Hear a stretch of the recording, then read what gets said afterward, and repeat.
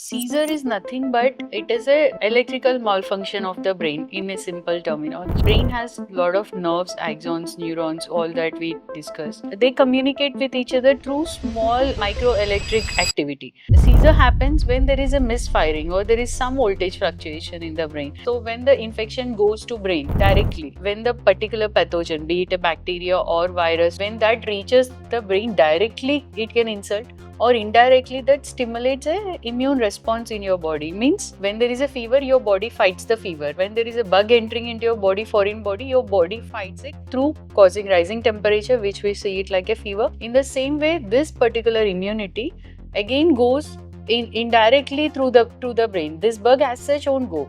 This immune cells will go and attack your own brain cells, thinking that there is a common object in both. Similarity will be there at some level. So they think that as a foreign object and attacks it. That is where there is an immune response in the brain itself that can as well cause seizures. So it can be infectious also, and it can be immune triggered also.